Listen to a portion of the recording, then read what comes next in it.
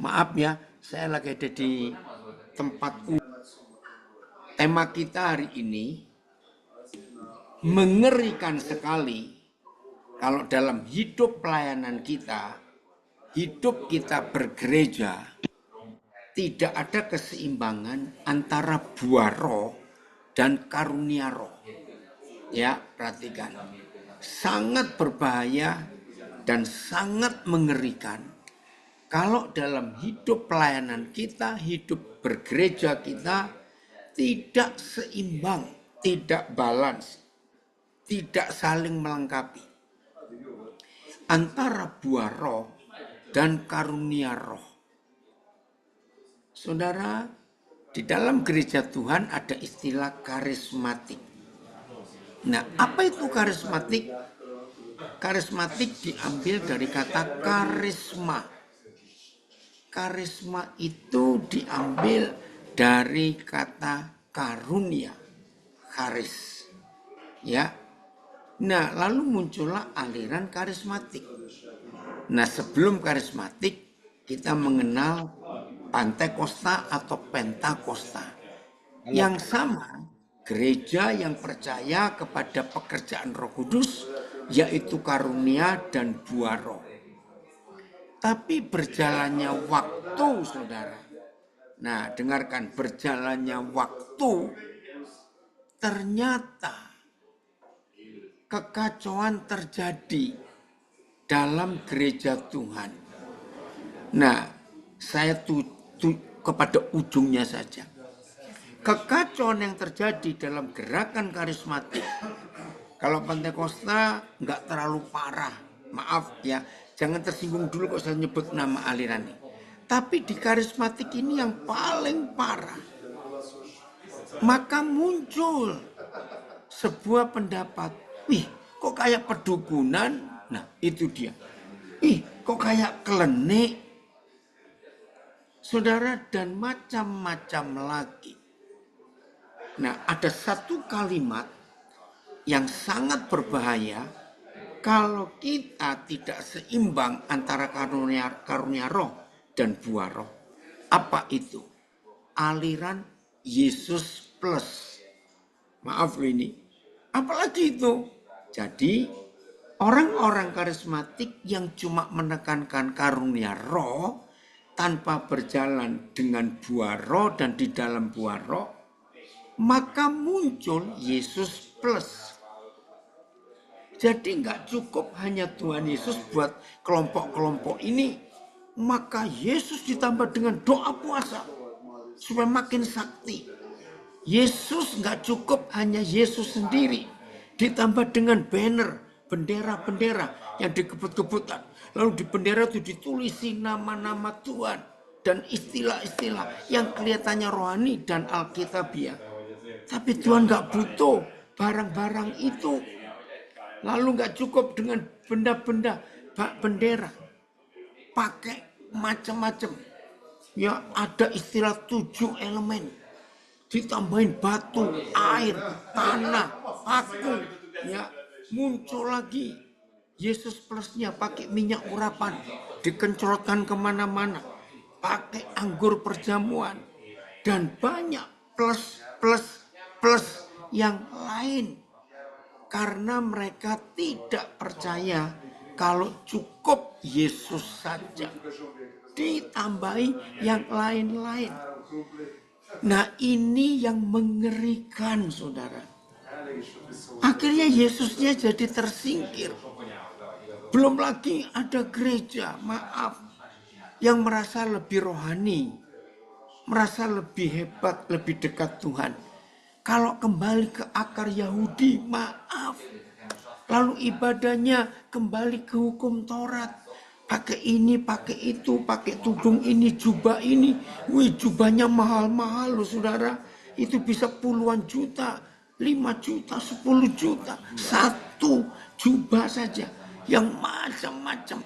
Wih, merasa lebih rohani, lebih sakti kalau pakai jubah itu. Seandainya sekarang ini, baik yang di Zoom, Instagram, Facebook, atau ini audio saya yang mendengar dan saudara ada di kelompok tersebut, saya harap jangan tersinggung dulu, jangan keluar dulu. Maaf, ini ramai sekali orang di sini. Ya, jangan keluar dulu, jangan tersinggung, dengar dulu sampai selesai. Nah, tujuan kita belajar di Morning Prayer for Jesus ini supaya kita kembali bukan ke akar Yahudi, bukan ke pendeta ini, pendeta itu. Tujuan kita belajar supaya kita kembali kepada Alkitab. Jadi tidak ada hal-hal lain. Ya, mengerikan sekali. Doa puasa tidak salah. Tetapi kalau ada pengajaran bahwa dengan puasa Tuhan lebih mendengar kita, nah itu salah. Enggak, yang ramai itu di tempat saya, Pak Tony. Ya, karena saya di tempat umum ini. Saya nggak bisa melarang mereka untuk pergi, saya juga nggak punya tempat lagi. Maaf ya, maaf. Amin, aman Pak. Ya udah, oke. Jadi saya di tempat umum ini, maaf. Jadi Yesus itu jangan ditambah apa-apa. Biar Yesus sendiri. Izinkan saya mengatakan kalimat ini. Saudara, kalau Tuhan Yesus bisa ketemu, kalau kita bisa ketemu Tuhan Yesus sekarang, saudara. Dia itu capek loh, saudara. Lo capek dalam hal apa? Maafkan saya. Ketika orang Katolik memaksa Tuhan Yesus pakai pakaian Katolik, ketika orang Advent memaksa Yesus pakai pakaian Advent, ketika orang baptis memaksa Yesus pakai pakaian baptis, ketika orang Pantekosta memaksa Yesus pakai pakaian Pantekosta, ketika orang Protestan memaksa Yesus pakai jubah Protestan, dia itu capek, saudara. Dia nggak mau kita paksa dia pakai jubah-jubah itu. Tapi dogma dan doktrin membuat Yesus jadi aneh. Maka itu kalau ada orang yang baru percaya Yesus, lalu tanya kepada kita, jadi kalau begitu aku ke gereja mana? Protestan, Pantekosta, Baptis, Katolik, Advent atau apa? Tolong perhatikan. Kalimat seperti itu betul, only Jesus, nggak ada yang lain. Maka itu kalau sampai ada orang yang baru percaya dia dan menanyakan kepada kita, yang membimbing orang itu sampai percaya Yesus, lalu muncul pertanyaan, saya ke gereja mana? Berarti Yesus belum murni Yesus. Tuhan Yesus kita paksa pakai jubah-jubah keagamaan atau jubah dogma doktrin kita. Nah, ini yang membuat dunia bingung dan dunia kacau. Mau percaya Yesus yang mana? Padahal Tuhan Yesus cuma satu. Saya harap mengerti ini. Ribuan tahun yang lalu, saudara. Ribuan tahun yang lalu. Ketika Tuhan Yesus sedang marah di bait suci, marah keras dia. Lalu pagi itu dia ambil beberapa tali. Ingat ya, Yohanes 2, kita buka nanti. Dan dipilin jadi satu tali itu supaya kelihatan tebal. Lalu dengan tali itu dia obrak-abrik semua bisnis yang ada di halaman bait suci di Yerusalem. Murid-muridnya syok. Kenapa ini? Mungkin kalau orang Surabaya ada di situ hari itu, maaf, saya pakai istilah orang Surabaya karena saya orang Surabaya. Kalau orang Surabaya ada di situ hari itu, pasti ngomongnya begini, mangan opo arek iku isuk mang. Maaf ya, itu orang Surabaya. Makan apa tadi pagi dia? Kok tiba-tiba bisa marah seperti itu? Murid-muridnya bingung, kenapa? Saudara, di situ dituliskan ada pedagang merpati, pedagang lembu, ya pedagang-pedagang yang lain, penukar-penukar uang, pedagang merpati juga ada. Nah, makasih. Ya, saya tayangkan ini. Dalam bait suci didapatinya pedagang-pedagang lembu, kambing, domba, merpati, dan penukar-penukar uang duduk di situ. Lihat, ada beberapa penjual-penjual itu. Tapi aneh, di ayat naik lagi Filipus. Ayat berapa? Ini ayat 16. Ini yang menyadarkan saya. Sehingga tema ini hari ini kita pelajari. Kepada pedagang-pedagang merpati, Yesus berkata, ambil semuanya ini dari sini. Jangan kamu membuat rumah Bapakku menjadi tempat berjualan. Saudara, apa yang saya dapatkan? Pertama kali Roh Kudus mengajar saya tentang Yohanes 2 ini, saya betul-betul, seperti itu peringatan Tuhan untuk gerejanya di akhir zaman ini. Saudara perhatikan, sepertinya Tuhan Yesus tidak adil. Betul enggak? Saya ulangi, sepertinya Tuhan Yesus tidak adil. Kan jelas yang hari itu ya, yang hari itu ada berkumpul, itu kan pedagangnya macam-macam. Merpati iya, penukar uang iya, lembu ya, domba ya, apalagi semuanya ada. Kenapa hanya kepada pedagang merpati yang spesifik, yang khusus disebut di firman Tuhan ini? Saudara, lama saya mikir, ada yang komen ini, Yesus bikinan sendiri. Betul, makasih. Nah, saudara lihat, karunia roh dan buah roh itu pasti karena Roh Kudus. Ya, saya ulangi, buah roh dan karunia roh dan buah roh, ya karena pekerjaan Roh Kudus. Dan lihat dalam kalangan karismatik itu muncul di dunia itu tahun 63, saudara, catat. Meledaknya itu 63. Ketika suatu hari ada sekelompok besar orang Katolik di Amerika, saya lupa di kota mana. Mereka buat KKR, pertama kali orang Katolik buat KKR di stadion sepak bola. Saya lupa di kota mana, state mana di Amerika. Itu tahun 63. Ternyata Roh Kudus hadir, saudara. Sehingga hari itu para biarawan, biarawati, suster, pastor, imam-imam penuh Roh Kudus dan berbahasa roh. Bingung semua. Wah, itu Konsili Vatikan baru selesai tahun 62. Vatikan itu belum pernah mengadakan sidang umum sejak gereja itu berdiri pada abad yang keempat.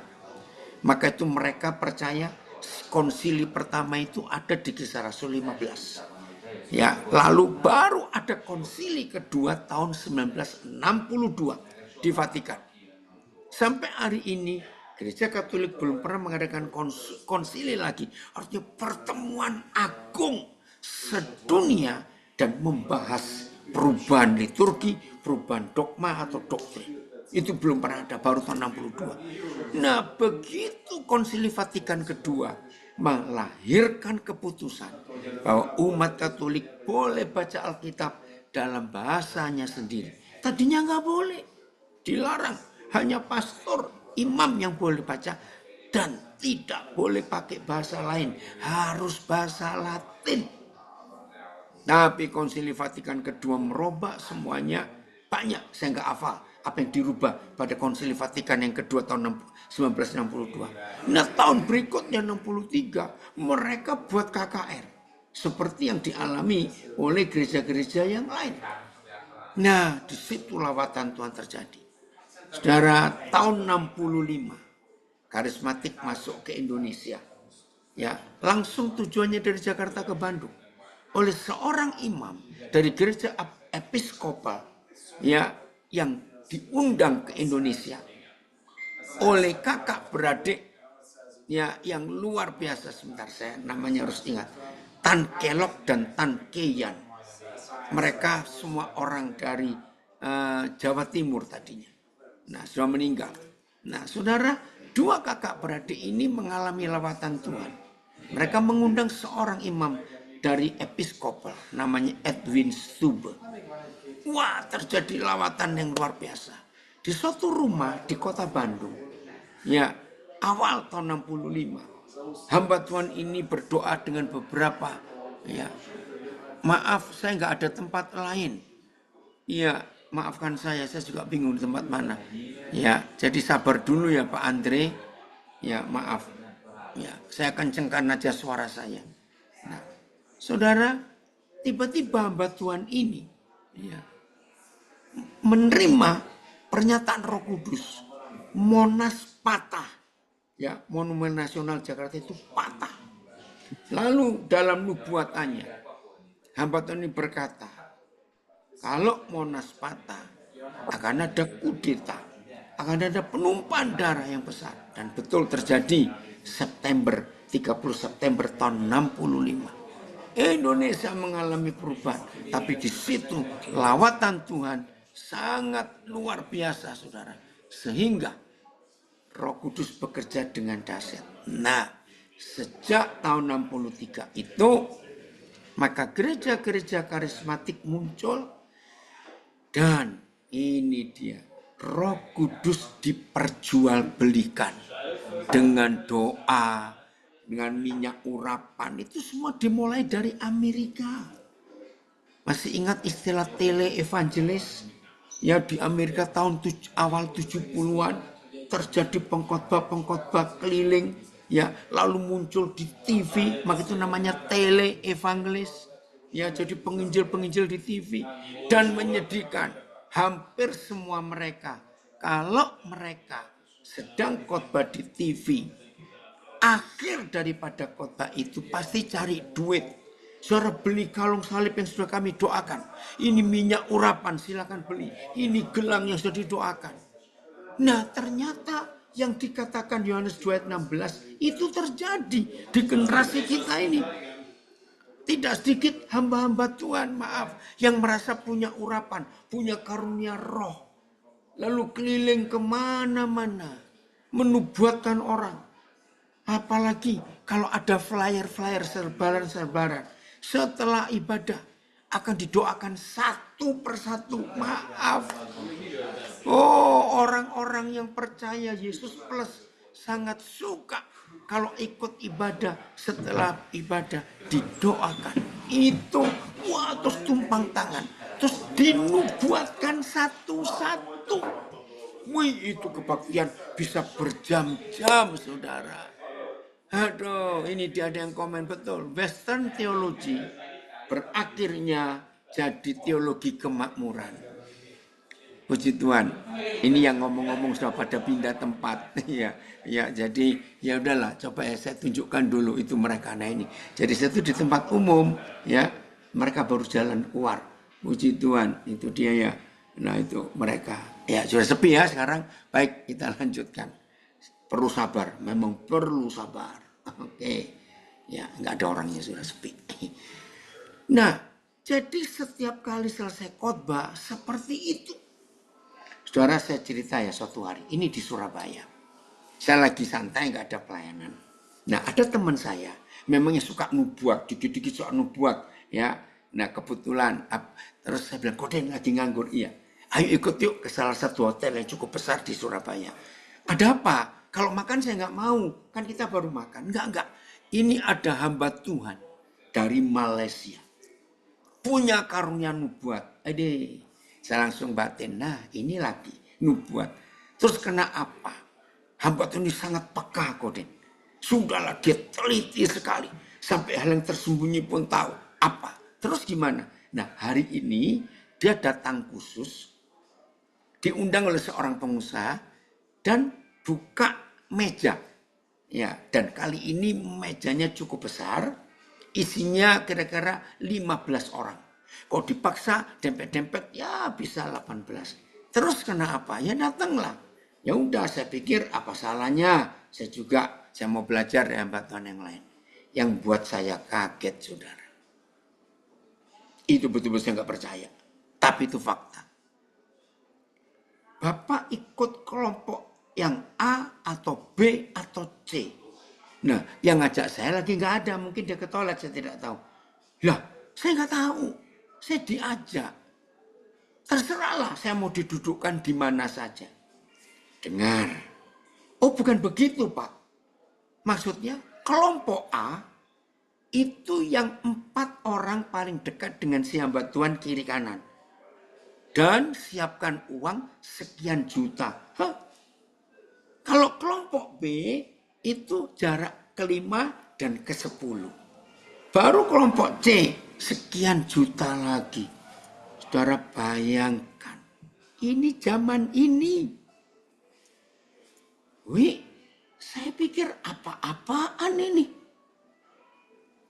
Mengerikan sekali, saudara.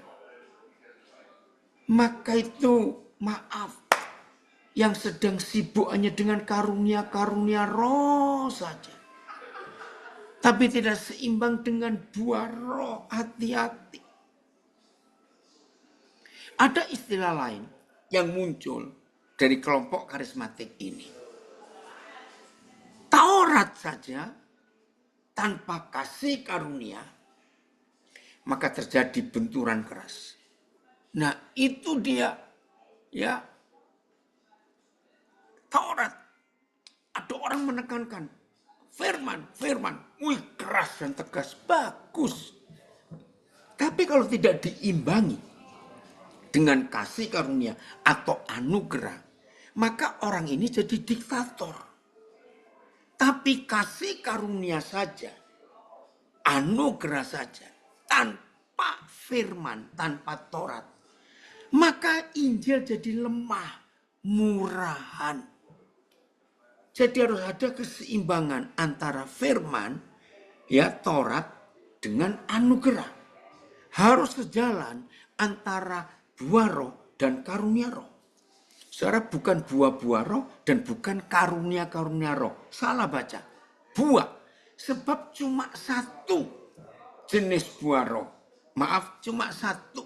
Bukan buah-buah roh. Tapi di dalam satu buah roh itu ada 9 rasa untuk mempermudah pengertian. Roh Kudus punya 9 karunia. Tapi tetap karunia, bukan karunia-karunia Roh Kudus. Oke, kita baca dulu ya tentang karunia roh. 1 Korintus pasal 12. 11 atau 12? Kok tiba-tiba saya lupa. 1 Korintus 11 ya coba. Karunia roh. Ada 9 saudara. 1 Korintus 11 coba ya. Harus naik lagi. Terus. Mana? 12 atau 11? Tolong saya yang ingat. Oh 12 berarti. Maaf, 1 Korintus 12. Maafkan saya.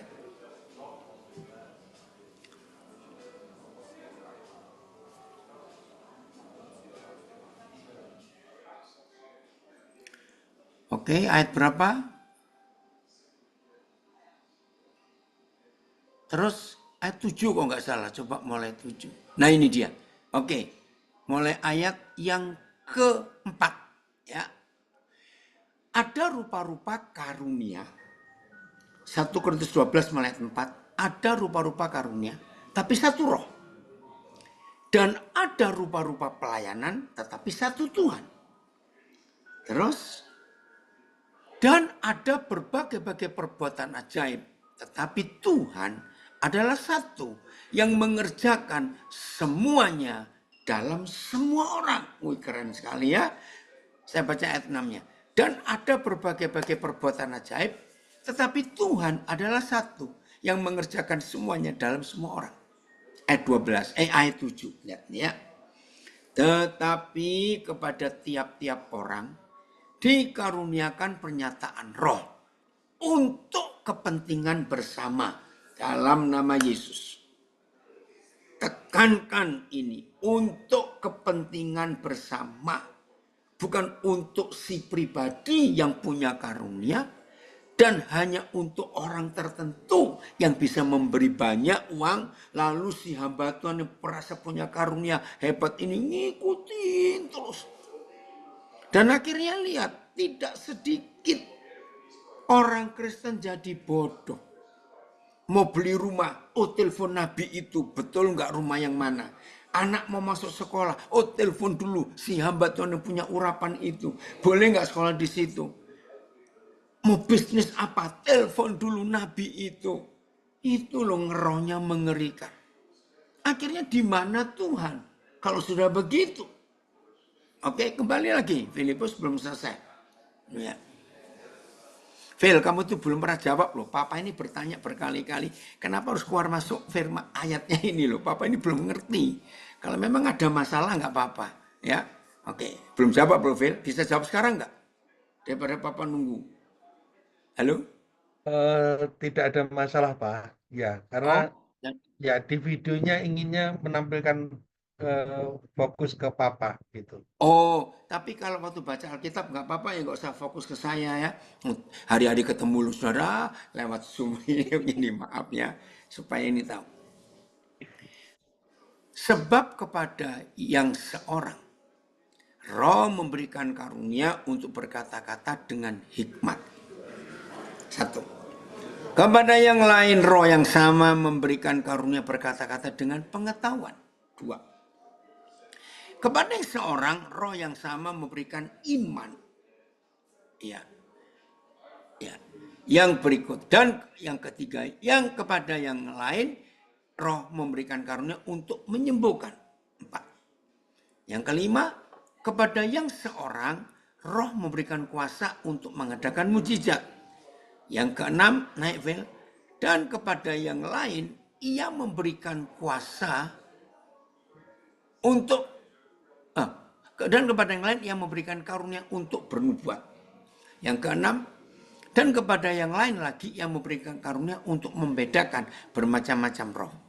Kepada yang lain, yang seorang, yang ketujuh, ia memberikan karunia untuk berkata-kata dengan bahasa roh, ada 9 maaf ya. Dan kepada yang lain yang memberikan karunia untuk menafsirkan bahasa roh itu. Nah, jadi ada 9 karunia roh yang tercatat di 1 Korintus 12 mulai ayat 7 sampai ayat yang ke-10. Ya. Lihat ayat yang ke-11. Tetapi semuanya ini dikerjakan oleh Roh yang satu dan yang sama. Ini penekanannya. Semua ini 9 karunia ini dikerjakan oleh Roh yang satu dan yang sama. Yang memberikan karunia kepada tiap-tiap orang secara khusus. Jadi ada 3 poin penting di ayat 11. Supaya saudara dan saya yang bergerak di dalam pelayanan karismatik, saya ini asli orang karismatik sejak tahun 72. Nah, saya dimuridkan langsung oleh hamba Tuhan pertama yang datang dari Amerika tahun 65 itu, yaitu Edwin Stube. Jadi saya sejak awal pelayanan sudah ada di dalam karismatik. Maaf, tetapi saya tidak ngeroh. Harus seimbang, saudara. Nah, ada 3 poin di ayat 11. 1. Apa saja bentuk pekerjaan Roh Kudus memang beda-beda. Tetapi dikerjakan oleh Roh yang satu dan yang sama. Nomor 2. Roh yang satu dan yang sama itu memberikan karunia kepada tiap-tiap orang secara khusus. Artinya haknya dia. Ya. Nomor 3. Seperti yang dikehendakinya. Huruf besar.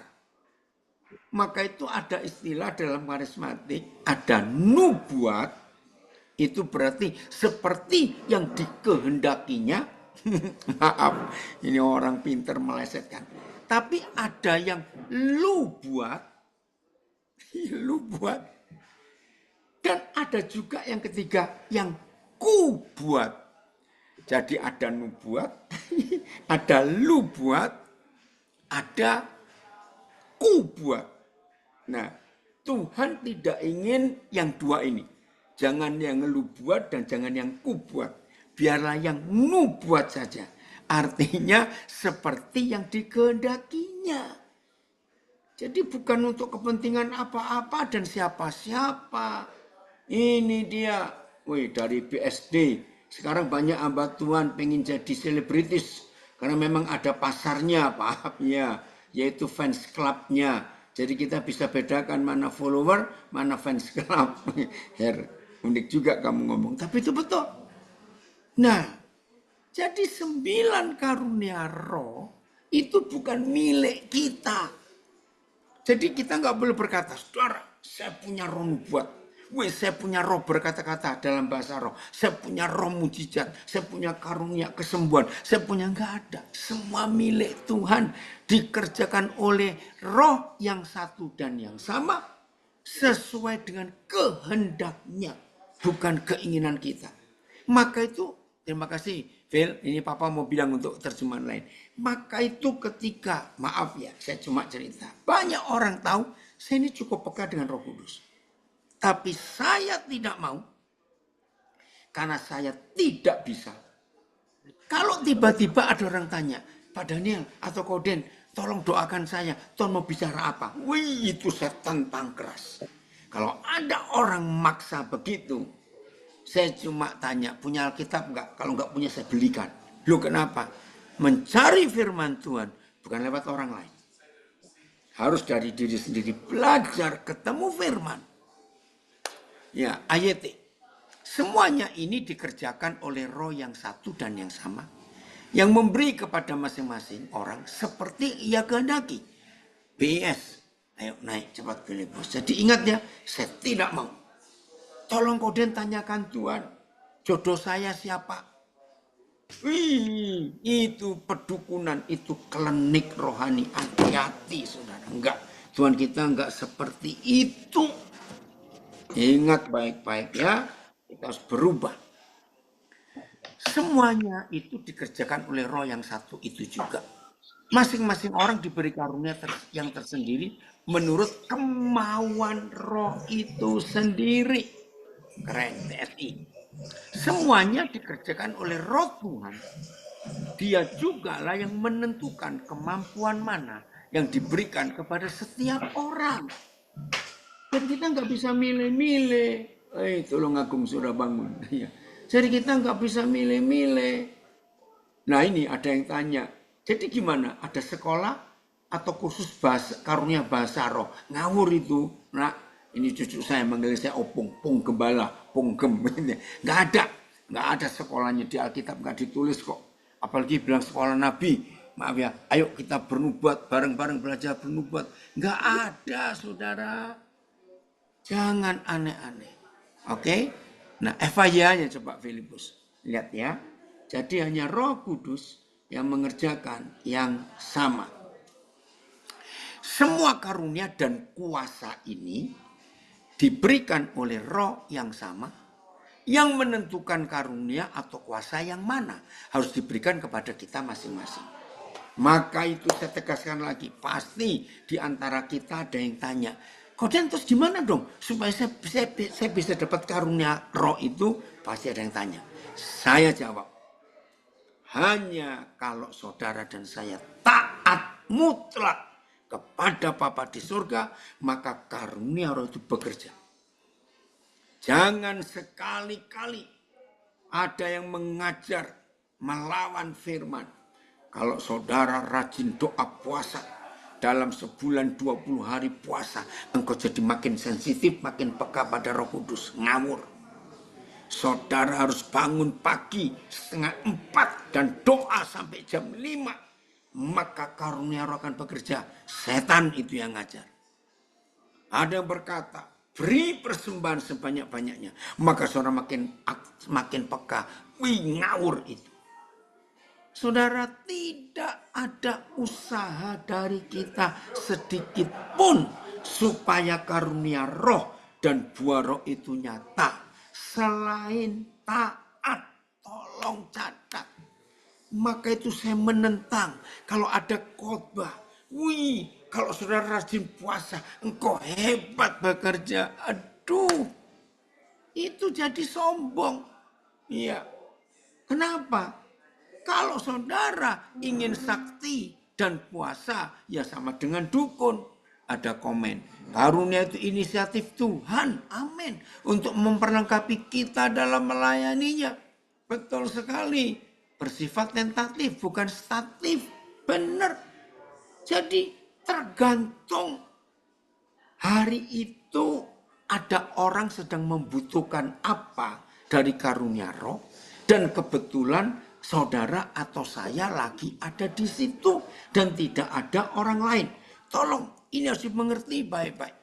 Kalau suatu saat saudara lagi di suatu tempat dan saudara cuma sendiri, tiba-tiba ada orang yang sedang membutuhkan Tuhan. Perlu salah satu dari 9 itu tadi. Karena cuma ada saudara di situ atau cuma ada saya di situ, ya Tuhan pakai kita yang ada di situ. Dan itu bukan milik kita. Terus kita bisa bawa kemana-mana. Tidak. Betul. Tentatif, bukan statif. Jadi tergantung yang punya. Dia mau gunakan untuk apa dan untuk siapa. Jadi nggak ada. Oh saya punya karunia ini buat. Saya punya karunia ini. Nggak ada. Tolong berubah mulai hari ini. Dan selalu ada firman. Oke. Sebelum kita masuk pada buah roh. Kita lihat ayat ini. 1 Samuel pasal 3. Ayat 18 mulai. Bagaimana Samuel kecil, Samuel muda ini dipakai oleh Tuhan dengan cara yang ajaib. Dan Samuel ini hebat, karunia rohnya hebat. Ayat 18, Filipus 1 Samuel 3. Lalu Samuel memberitahukan semuanya itu kepada Eli dengan tidak menyembunyikan sesuatu pun. Nah ini karunia nubuat, karunia pengajaran yang pertama kali bekerja di hidup Samuel. Dan waktu itu Samuel masih ingusan. Coba lihat ayat 7. Ini unik. 1 Samuel 3 ayat 7. Jadi setuju, saya belum kenal Pak siapa ini KL, siapa ya? Pak KL, oke. PKL, apa nggak tahu. Itu berkata tentatif, bukan statif, ini dia. Jadi saudara yang masih nganggap Tuhan panggil Samuel 3 kali berubah. 4 kali, bukan 3 kali. Yang keempat baru Samuel tahu kalau itu Yahweh Tuhan yang panggil. 3 kali pertama Imam Eli tidak ngerti.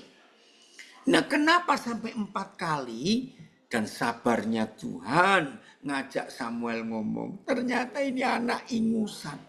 Samuel belum mengenal Yahweh. Hah? Belum kenal diajak ngomong. Firman Yahweh belum pernah dinyatakan kepadanya. Ingusan gak anak ini?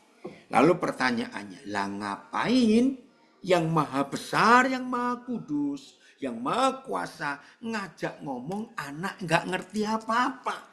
Kan buang-buang waktu. Oh, ini baru tahu ya. Inilah Samuel.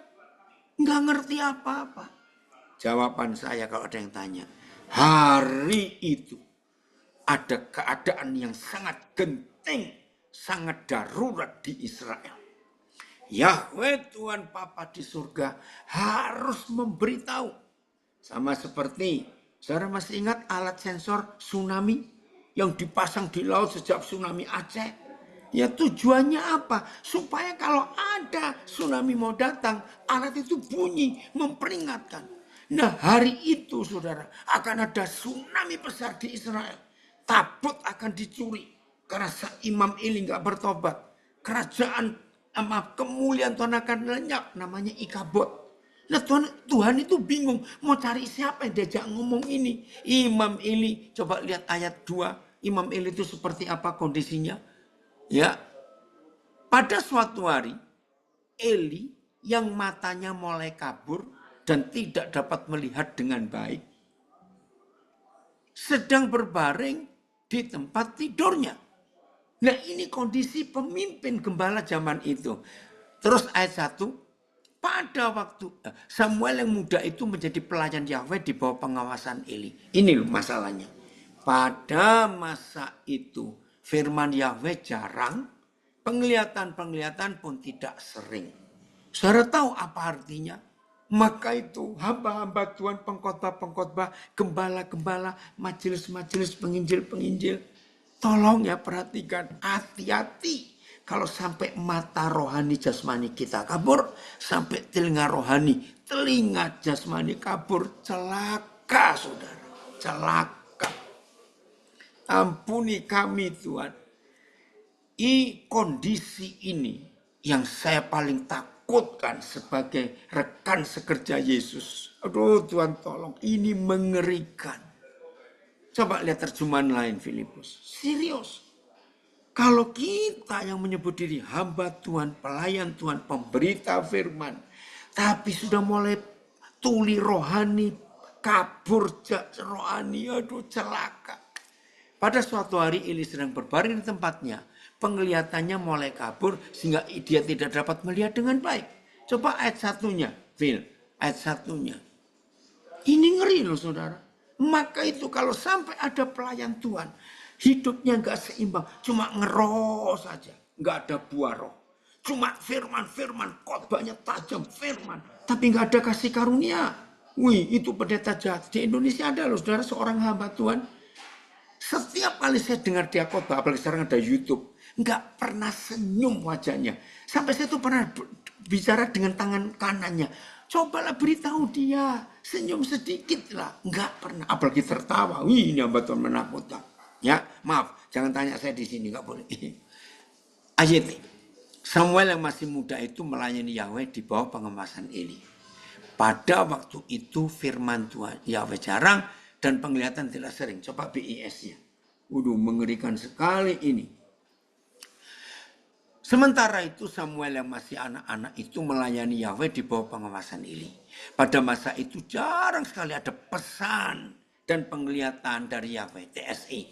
Samuel terus melayani Yahweh dengan bimbingan Imam Eli. Pada masa itu jarang ada nabi yang menyampaikan pesan dari Yahweh dan penglihatan-penglihatan pun jarang terjadi. Nah ini loh, kalau karunia roh padam di dalam hidup kita, dalam pelayanan kita, dalam jemaat yang kita layani. Kalau padam celaka, kita celaka, jemaat juga celaka karena tidak tahu mau dibawa kemana. Oh Tuhan tolong Tuhan. Tolong saudara. Saya ini salah satu yang saya paling takut kondisi ini. Ketika saya nggak peka lagi, ketika saya nggak tajam lagi melihat Tuhan mau bekerja apa. Nah bayangkan, dalam kondisi bangsa atau gereja separah itu, ada peringatan tanda bahaya dari surga. Tapi Tuhan tidak ketemu siapa yang bisa diajak ngomong. Satu-satunya pribadi yang sangat mungkin untuk diajak ngomong. Ya Rondi, kakek senang ketemu kamu pagi-pagi. Nanti ya uang sekolah. Satu-satunya pribadi yang sangat mungkin bagi Yahweh Tuhan bicara. Itu anak ingusan ini. Maka itu sampai 4 kali. Karena Samuel belum kenal Yahweh. Dan firman-Nya belum pernah disampaikan. Aduh, ngeri ya. Nah ini loh pentingnya karunia roh. Bukan untuk kita. Tapi untuk keadaan. Jangan salah. Maka itu sedih dan celaka. Kalau ada hamba Tuhan karismatik merasa lebih hebat. Saya tajam loh peka. Maaf ya. Aduh saya mau ngomong apa? Ngomong aja lah. Kenapa dalam hal ini kok banyaknya itu tante-tante, saudara. Tante ini punya karunia nubuat, tante itu punya karunia nubuat. Terus hamba Tuhan dari Malaysia. Kenapa lebih banyak hamba Tuhan dari Malaysia itu kebanyakan nabi? Saya juga nggak ngerti. Kenapa begitu? Hati-hati, saudara, hati-hati. Panggil tante itu loh. Dia itu peka loh. Dia bisa ngelihat setan. Coba di rumahmu dicek ada apa itu. Kok anakmu sering nangis malam? Kenapa usahamu kok sering bangkrut? Panggil tante itu. Panggil orang yang punya karunia roh. Untuk ngecek ada apa. Dalam nama Yesus. Tuhan tidak pernah menjanjikan. Saudara dan saya itu bisa ngelihat setan. Pret, ngapain setan diliatin? Yang Tuhan janjikan. Kita harus bisa mencari wajahnya. Mencari Tuhan. Itu perintah. Maafkan saya. Diperintah untuk cari wajahnya, cari Tuhan aja. Nggak ketemu-ketemu. Gobloknya. Kok cari setan dan lihat setan. Ngawur itu. Maaf ya yang tersinggung. Itu orangnya gitu aja sudah. Stop. Dengan karunia-karunia. Semakin ritual, semakin halu. Ini siapa yang ngomong betul juga. Ya, tiap hari kebaktian melulu. Dikit-dikit perjamuan kudus. Takut ada apa-apa itu sudah. Yesus plus anggur dan roti. Enggak benar. Itu terjadi jimat, saudara. Pokoknya biar Yesus itu Yesus. Udah, nggak usah yang lain-lain. Ini ada yang komen ini lucu. Semakin ritual, semakin halu. Tiap hari kebaktian melulu. Dan komen, kepekaan rohani bertumbuh dari persekutuan dengan Yahweh Elohim dalam iman dan ketaatan akan firman Yahweh. Betul. Wih, ini luar biasa. Seorang senior dari Jogja yang punya rumah lansia di Kaliurang. Silakan datang ke Pak Agus Mujiono ini. Hebat, ada retreat nanti bulan Februari ya, 14-15 kalau nggak salah. Khusus lansia. Wah, keren sekali. Ya, sudah ada pondokan di situ. Baik. Nah, kita lanjut ayat 18 ya. 1 Samuel 3 tadi. Ini seru loh, saudara. Waduh, ini kalau ngomongnya jadi panjang, bahannya masih banyak. Oke, lihat aja nanti gimana ya. Oke. 18. Lalu Samuel memberitahukan semuanya itu kepada Eli dengan tidak menyembunyikan sesuatu pun. Kenapa ditulis tegas? Karena anak kecil ini harusnya masih dengar firman. Musa belah laut, Nuh buat kapal, Abraham mempersembahkan Ishak. Harusnya begitu.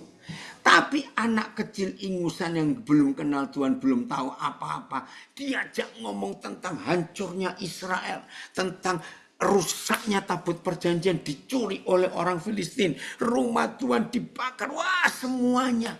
Jadi kan syok anak kecil ini. Maka itu dia menyampaikan semuanya tanpa menyembunyikan suatu pun. Eli gemetar, saudara. Imam Eli ketakutan. Maka itu kemudian Eli berkata dalam penyerahan totalnya. Karena kabur mata, telinga sudah mulai enggak dengar. Dia Yahweh. Biarlah diperbuatnya apa yang dipandangnya baik. Habis Israel hari itu. Eli meninggal. Bait sucinya tidak ada, tabut perjanjiannya tidak ada. Nah, yang ngero-ngero izinkan saya nambahin dikit. Baca baik-baik sejarah Israel dan kitab perjanjian lama. Mengapa sampai hari ini orang Israel tidak pernah lagi mempersembahkan korban persepuluhan? Catat. Ini pendeta-pendeta karismatik Pantai Kosta Mata Duitan bertobat. Maaf saya ngomong. Saudara dengar. Ada 2 penyebab. Kenapa sampai hari ini. Sejak tahun 70 Masehi. Jadi sudah 2000 sekian ratus tahun yang lalu. Sejak bait suci yang dihancurkan pasukan Jenderal Titus dari kerajaan Roma. Sampai hari ini nggak ada bait suci. Tidak ada tabut perjanjian. Maka itu orang Israel tidak pernah, catat, tidak pernah. Pak Agus tolong jawab ini dari Pak Yawandi Purwokerto Astuti mau tanya acaranya di mana? Tolong jawab. Saudara perhatikan. Mengapa sampai hari ini orang Yahudi, orang Israel tidak ada yang mempersembahkan persepuluhan? Karena bait suci tidak ada. Dan tidak ada tabut perjanjian. Dan belum ada imam yang dilantik sah. Jadi mereka tidak bisa memberlakukan ibadah korban termasuk persepuluhan. Dan yang kedua, baca baik-baik perjanjian lama. Persepuluhan itu hanya untuk hasil bumi dan hasil ternak. Bukan uang. Aduh, yang mata duitan memperkosa ayat perpuluhan untuk cari duit buat kepentingannya sendiri. Kalau Pak Agus masih ada, tolong. Oh ya ini.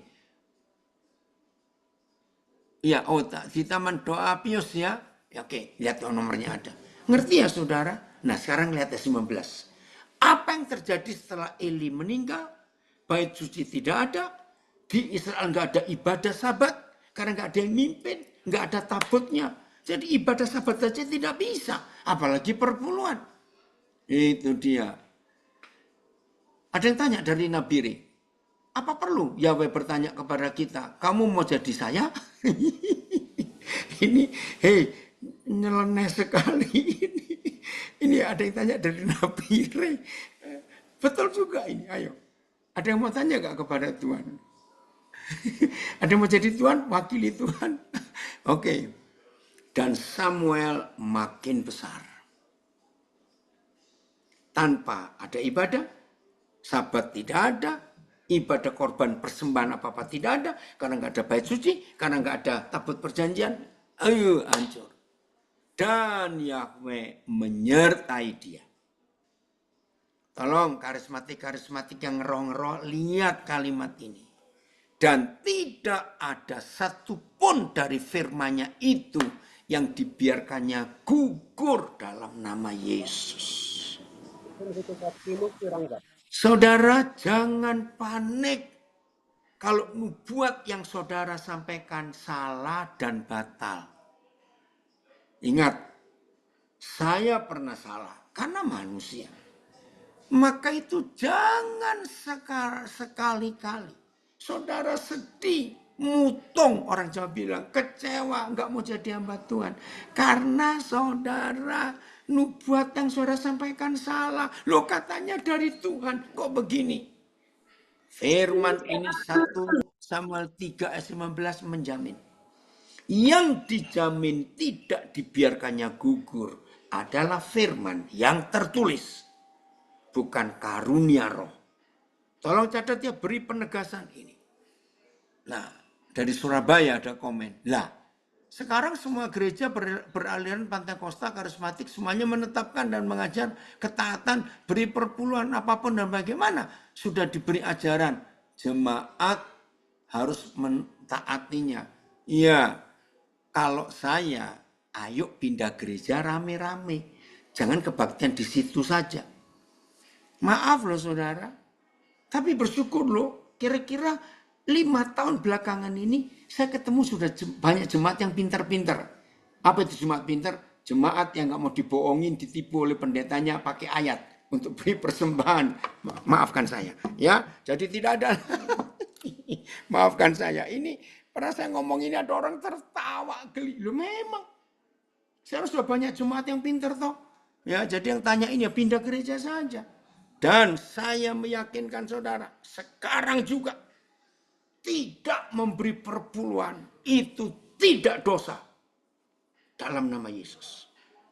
Tapi tidak taat pada firman itu yang dosa. Rajin memberi perpuluhan tapi terus berzina. Rajin memberi perpuluhan tapi masih punya musuh. Apa gunanya? Tidak begitu. Ya. Ayo kita hari ini mulai berubah saudara. Supaya Tuhan memakai kita. Siapa ini Bonbas? Papa lupa. Oke ya, saya lanjutkan. Jadi yang tidak dibiarkannya gugur bukan karunia nubuat, karunia penglihatan. Firman yang tertulis itu nggak dibiarkan gugur. Bukan karunia, Tuhan nggak menjamin. Ayat 20. Maka taulah seluruh Israel dari Dan sampai Berseba bahwa kepada Samuel telah dipercayakan jabatan Nabi Yahweh yang punya karunia itu. Hebat ya? Jadi firman itu terjadi yang diucapkan Samuel, bukan nubuat, bukan karunia. Nah, saudara, ini loh.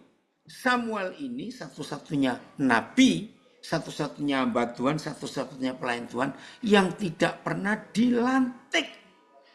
Kenapa nggak pernah dilantik? Karena yang melantik sudah meninggal. Jadi Samuel nggak pernah dilantik. Tapi taulah seluruh Israel. Siapa yang memberitahu? Bukan Samuel pakai kartu nama. Terus Samuel punya sosial media, punya Instagram, punya Facebook, terus pamer. Saya punya karunia ini, saudara. Siapa mengundang saya? Nggak ada. Tapi seluruh orang tahu bahwa dalam hidup Samuel ada jabatan Nabi Yahweh. Karena firman yang dia ucapkan tidak gugur jadi semua. Aduh, ini dia yang kita harus tahu. Oke, ya. Ada banyak komen. Gaji pendeta kan dari perpuluhan. Kalau nggak ada gimana memberi gaji buat pendetanya? Maaf ya, saya jawab. Kalau mau cari gaji jangan jadi hamba Tuhan. Jadilah penjual bakso saja. Saya tegas ini. Maaf. Saudara, hidup kita ini untuk melayani. Bukan melayani untuk hidup. Ini yang merusak gereja. Saya punya ketegasan dalam hal ini. Ada seorang sahabat saya sudah meninggal berkata, Daniel, suatu hari kamu lagi butuh duit. Tiba-tiba kamu ingat temanmu yang punya gereja sesama pendeta. Dan biasanya kalau kamu ke situ, Den, kamu dapat amplop tebal. Kan ketika kamu lagi nggak punya duit, terus kamu ingat dia terus telepon cari pelayanan. Bertobat kamu, Daniel. Itu tahun 78. Saya mendengar ucapan hamba Tuhan ini. Dan saya pegang sampai hari ini. Tolong yang tanya tadi saya jawab. Kalau Tuhan panggil kita, maka dia bertanggung jawab untuk menghidupi kita dan keluarga kita. Jemaat yang kita layani, tolong rekan-rekan hamba Tuhan saya harus bicara. Jemaat yang kita layani, serius kita melakukan pelayanan. Enggak usah dikhotbahi perpuluhan. Enggak usah dikhotbahi ingat memberi, saudara. Kami ini perlu makan juga. Enggak perlu. Kalau saudara dan saya tulus jadi hamba Tuhan, saudara, jemaat akan ngerti sendiri kok. Yang setuju, katakan amin. Ini dia, Pak Agus Mujiono ini. Amin, saya melayani gak dapat gaji dari gereja dan lembaga, betul. Saya bersyukur. Dengar ya, yang baru kenal saya, maaf, saya harus ngomong. Agustus tahun 2025, itu tahun ke-53 saya jadi pengkhotbah. Dan sampai hari ini saya tidak pernah terima perpuluhan. Tidak ada yang rutin, tapi Tuhan pelihara saya, bahkan saya bisa keliling. Ini kali ini saya ada di Jerman. Ya, kemarin baru tiba. Itu saya biaya sendiri. Karena apa? Tuhan tahu. Maka itu ayo berubah ya. Jadi ada, selalu akan ada berkat. Ya amin tuh, banyak yang amin itu. Ya. Jadi kalau sampai kita motivasi uang, maaf ya, lebih baik gak usah jadi hamba Tuhan. Kerja saja jadi karyawan, tukang tambal ban, itu jauh lebih berharga daripada kita pelayanan tapi ngarepin persembahan, maaf. Jangan keluar dulu ya, yang tersinggung sampai selesai. Sebentar lagi saya selesai. Nah jadi Samuel ini hamba Tuhan yang gak pernah dilantik, gak pernah diurapi oleh manusia. Tapi langsung Yahweh Tuhan mengurapi. Ayat 20, ayat 21, nah ini penting. Maka itu yang ngeroh-ngeroh hati-hati. Amin. Wih, dari Manokwari amin, dari Surabaya dari mana amin semua, Nabiri amin, betul. Jadi jangan mikirkan persembahan kalau pelayanan. Itu dia. Ya. Oke, lihat ini. Dan Yahweh selanjutnya. Saudara tahu arti kata selanjutnya? Terus, tidak berhenti. Ada apa? Dan Yahweh selanjutnya menampakkan diri di Silo kepada Samuel supaya dia terus bisa melayani. Sebab ia menyatakan diri di Silo kepada Samuel. Kuncinya dengan perantaraan firman-Nya. Aduh, ini dia. Ada ibu gembala di pedalaman Sumatera Utara. Saya juga melayani, nggak ada gaji. Dan sudah saya serahkan PK saya yang diberikan kepada pekerja yang lain. Coba nak, beritahu di kampung mana kamu, kecamatan mana, kabupaten mana, Sumatera Utara ini. Seorang ibu gembala, janda. Tapi Tuhan pelihara luar biasa. Hebat, saya kenal dia kan ini anak saya. Sebut ya, nah di kampung mana, desa apa. Oke, jadi saudara, ayo mulai hari ini semua kita sibuk firman. Oh, kamu tuh Horas Amang Siombing. Namamu Bonbas jadi bingung Papa. Ya. Itu yang Tuhan dia, ini anak saya bersaksi. Ya, sangat memberkati dan berdasar khotbahnya Papa. Tuhan memberkati. Amin. Hidup dalam kebenaran. Oke. Di mana Dorma? Kamu di kampung mana? Tolong nulis supaya Papa bisa baca ini. Jadi firman, saudara, firman. Bukan karunia roh saja. Kapan pewahyuan firman? Jadi tolong rekan-rekan yang ngeroh-ngeroh terus. Jangan melatih untuk makin peka. Supaya saudara makin laris dipanggil kiri kanan. Oh ampuni saya kalau ngomong ini. Saya ulangi ya. Jangan berpuasa terus supaya makin peka. Supaya saudara diundang kemana-mana. Karena nubuatan saudara sakti. Maaf. Harus firman. Harus firman. Ini yang Tuhan kerjakan di Samuel. Sampai seterusnya. Selanjutnya. Yahweh Tuhan selalu pakai firman. Bagian terakhir. Galatia 5. Ada 9 buah roh juga. Ya, ada 9 buah roh juga. Kita harus tahu ini ya. Galatia 5 ayat 22. Galatia 5 ayat 22. Dan bedanya antara karunia roh dan 9 dan buah roh, ada kalimat yang berbeda di bagian terakhir. 1 Samuel. Galatia 5 ayat 22 23. Nah ini dia, di desa Laihole, Kecamatan Parbuluan kan Dairi Sidikalang. Nggak tahu di mana itu. Ya. Oke, itu anak saya ibu gembala yang janda tadi di desa itu. Waduh, kecil sekali. Tapi Tuhan berkati. Anak-anaknya bisa kuliah, luar biasa. Tetapi buah roh, bukan buah-buah roh. Tetapi karunia roh, bukan karunia-karunia ya. Tetapi buah roh ialah kasih, sukacita, damai sejahtera 3, kesabaran 4, kemurahan 5, kebaikan 6, kesetiaan 7. Terus ayat 23, kelemah lembutan 8, penguasaan diri yang ke-9. Nah, bedanya dengan karunia. Setelah 9 buah roh, Roh Kudus nyatakan lewat tulisan Paulus, ada kalimat, tidak ada hukum yang menentang hal-hal itu. Terjemahan yang lain, tidak ada hukum yang melawan hal-hal ini. Terus naik lagi, PS, tidak ada hukum agama yang bisa melarang hal-hal seperti itu. Buah roh tadi ya. CSI, hukum Taurat pun tidak menentang semua hal itu. Artinya begini, saudara.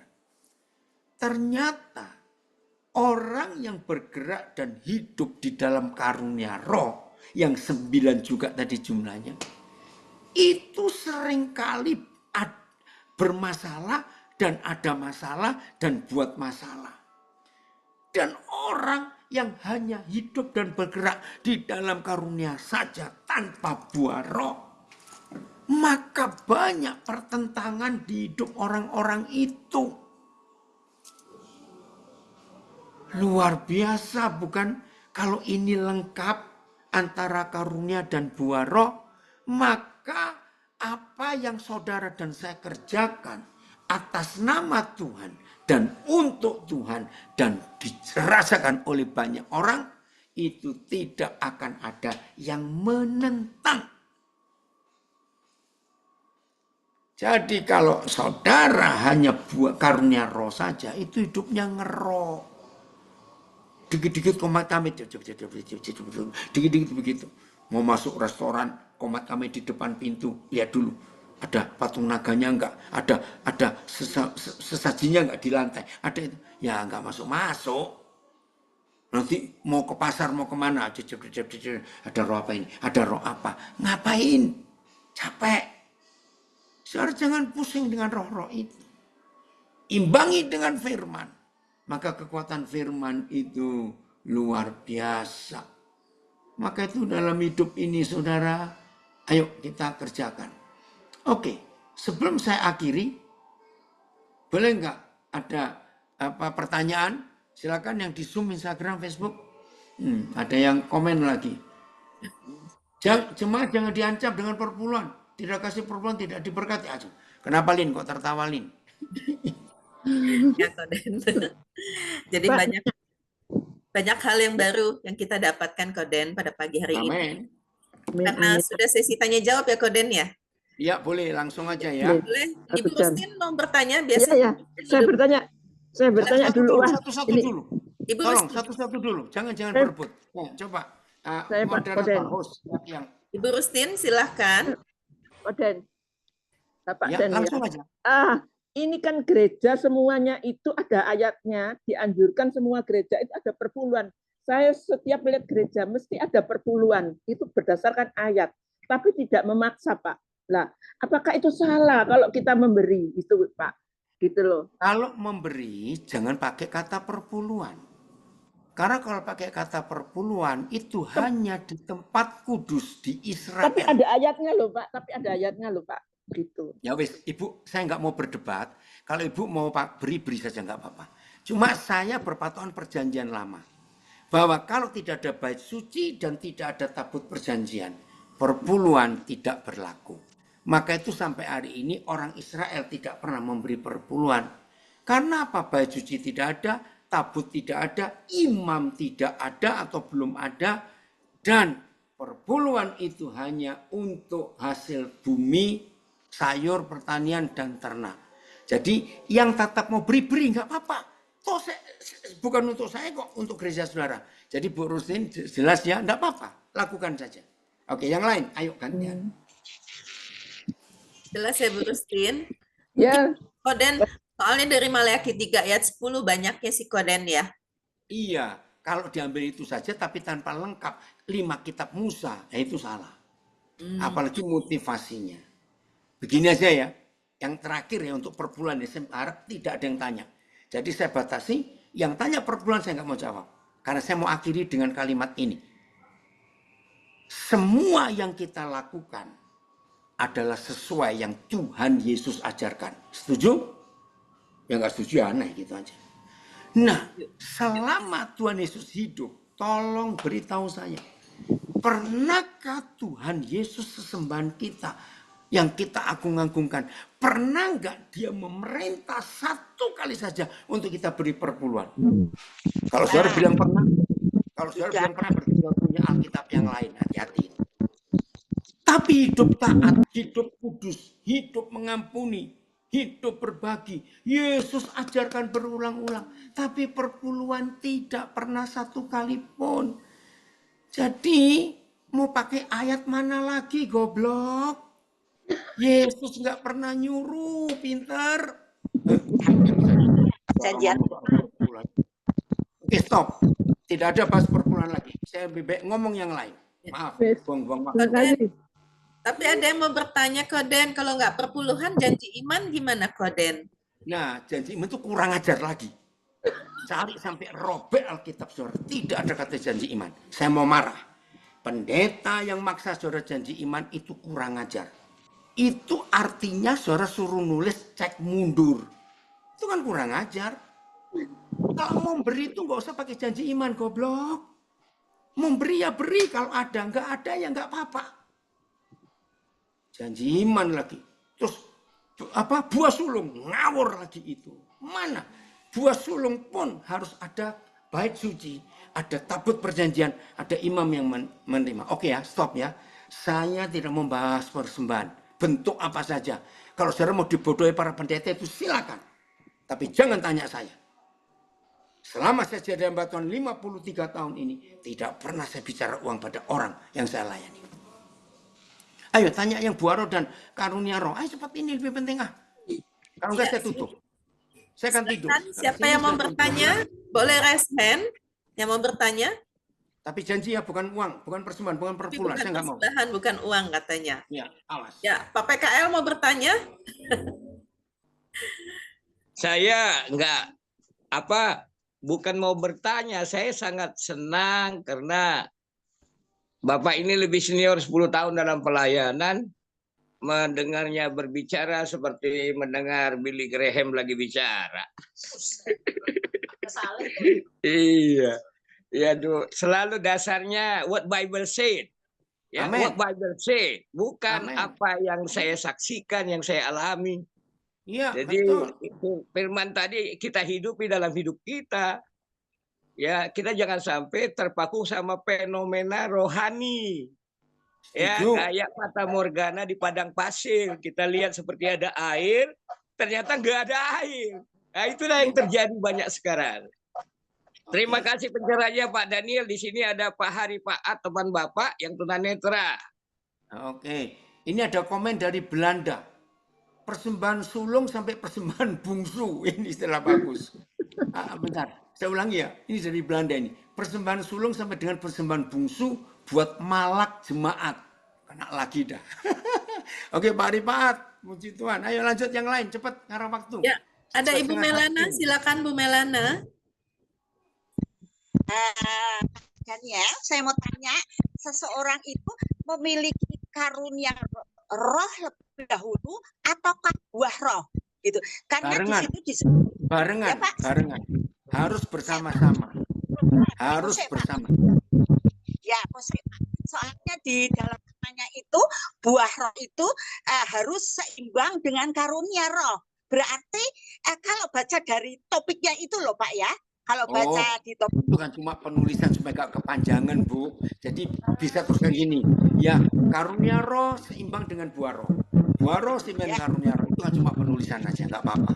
Oke, yang lain. Ayo cepat. Ya. Kita tuh seakan-akan itu karunia roh itu lebih tinggi daripada buah roh. Ya udah. Padahal, Oke, dihapus saja temanya, dihapus. Udah, nggak usah pakai tema itu. Yang gampang ya Koden. Iya, Ya Pak Agus Mujiono kayaknya Pak mau tanya. Ya kok. Iya, silakan. Silakan, monggo Pak Agus. Ya, silakan Ibu. Satu hal yang membuat kita tuh makin berapi-api di dalam pelayanan adalah persekutuan kita yang intim dengan Roh Kudus. Hanya itu aja kuncinya. Amin. Betul. Makin peka apa yang hari ini Tuhan kasih dan muaranya adalah penginjilan misi. Amin. Menjaga jiwa-jiwa ke bangsa-bangsa. Ya. Ya. Retreat yang kami lakukan itu lansia untuk bermisi, Bu. Untuk ujung-ujungnya punya hati misi ke bangsa-bangsa. Amin. Amin. Kayaknya sekali-kali dulu berbagi ya. Suara apa itu Pak Agus? Ya, ini silakan ada tambahan Japri ke nomor WA saya. Tadi sudah saya catat Pak. Sebentar, ada tambahan bagus, komen bagus di Facebook saya. Burung nggak bisa terbang hanya dengan satu sayap. Betul. Maka itu sayap kiri kanan, buah roh karunia. Karunia buah roh, terserah. Tadi Bu yang tanya mau diwolak-walik kanan kiri, buah roh mana karunia. Itu pokoknya dua. Itu sukanya ya Koden ya. Pokoknya harus seimbang. Pokoknya dua ya. Silakan Pak John Lipang Alila. Oke, terima kasih. Ini luar biasa pengajaran pagi ini yang saya monitor. Saya tertarik dengan banyaknya hal-hal yang membuat juga saya jadi tahu di saat saya tidak tahu. Saya singkat aja seperti ini. Intinya sekarang kita tidak perlu lagi berkompetisi, tetapi bagaimana kita harus berkolaborasi. Lupakanlah tahun 2024, lupakanlah semua itu yang namanya kompetisi keagamaan. Tetapi mari kita memandang ada amanat agung yang Yesus perintahkan kita kerjakan untuk kita hadir sebagai penjala-penjala agar supaya semua boleh menjadi murid. Itu pertama. Yang kedua, bagaimana doa Yesus sudah bisa terjawab akan menjadi satu ya di dalam berbagai perbedaan dan ada berbagai juga pemahaman bagaimana harus mau menjadi satu ya, tentunya hanya bagaimana kita beriman, berdoa dan sebagainya. Jadi saran saya untuk pengajaran ini, anggaplah ini salah satu pengetahuan yang memang mungkin sudah terlupakan sehingga kita hanya mengkhususkan dengan adanya organisasi kita seperti ABC. Namun saran saya bagaimana kita ini agar supaya tidak lagi kompetisi yang mungkin hanya Nggak mau sehat. Iya, nggak menghakimi sehat. orang lain atau menghakimi organisasi lain. Tapi mari kita berkolaborasi ya, kolaborasi sehingga benar-benar amanat agung perintah Yesus ini dapat digenapi di zaman-zaman yang modern atau di zaman-zaman yang baru seperti ini. Kita melihat sekarang bagaimana di tahun 2025 udah banyak contoh-contoh kita lihat orang yang membuat banyak dosa, negaranya itu dihanguskan, kebanjiran. Itu baru tanggal 20 berapa ini kita lewati tahun 2024. Ketika masuk di Januari ini udah banyak. Dunia tidak semakin membaik, tetapi dunia saat ini semakin kita melihat bahwa ya ada teguran-teguran dari alam yang harus kita lihat bahwa kita harus introspeksi diri. Jangan sampai kita hanya mau menghakimi, tidak mengerjakan perintahnya. Saya senang dengan pengajaran pagi ini. Ada banyak yang terlupakan bagi saya, ada banyak yang terlewatkan bagi saya. Tetapi ya oke lah, mari kita untuk membenahi diri, melihat bahwa ada yang terpenting di 2025. Tidak perlu lagi berkompetisi, tetapi bagaimana kita berkolaborasi dengan berbagai pihak sehingga dunia dapat dimenangkan atau amanat agung dapat dikerjakan. Oke, terima kasih. Mungkin terlalu lama. Tuhan berkati Pak John. Ya, sama-sama. Saya dalam perjalanan dari Beti menuju Bogor. Ya, silakan. Ibu Nora. Ya, terima kasih Bu Lina. Saya mau tanya nih Pak, bagaimana bisa mendapatkan karunia rohani? Dan apakah karunia rohani itu bisa hilang nggak? Terima kasih. Oke, saudara sekali lagi, karunia dan buah roh itu milik Roh Kudus. Tidak bisa kita minta, tidak bisa kita cari. Tegas. Saya ulangi, karunia roh dan buah roh itu milik Roh Kudus.